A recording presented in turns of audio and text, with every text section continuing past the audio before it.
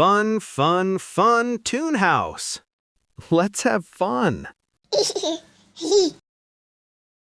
ஒரு அழகான பச்சை நிற காடில் மிக வேகமாக ஓடும் ஒரு சீதா வாழ்ந்தது. அதன் பெயர் பிளாக்கி.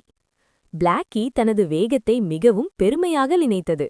அது காற்றைப் போல பறந்து ஓடி மரங்களைத் தாண்டி காடைச் சுற்றி மகிழ்ச்சியாக சுழன்றது.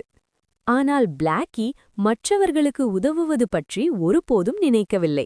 வேகம் மட்டுமே அதற்கு மிகவும் முக்கியமாக இருந்தது. ஒரு நாள் ஒரு சிறிய குழந்தை ராஜு அந்த காடில் வழி தவறிப் போனான். அவன் எங்கு போவது என்று தெரியாமல் நடந்து கொண்டிருந்தான்.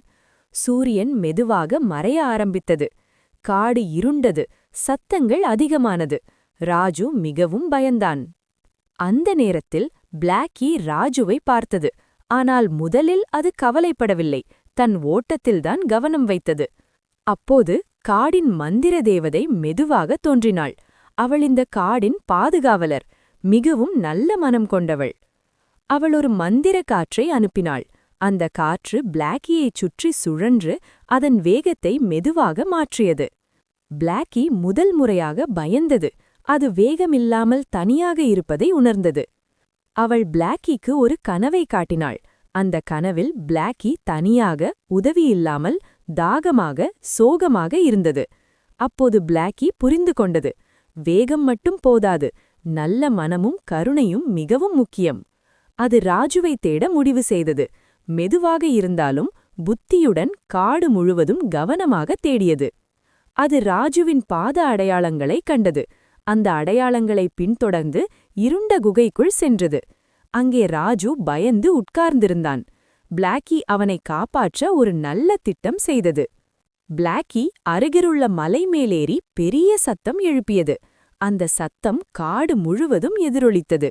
சிறிது நேரத்தில் மனிதர்கள் அந்த இடத்தை கண்டுபிடித்தனர். ராஜு பாதுகாப்பாக வெளியே கொண்டு வரப்பட்டான். பிளாக்கி மிகவும் மகிழ்ந்தது. அது உண்மையான ஹீரோ ஆகிவிட்டது.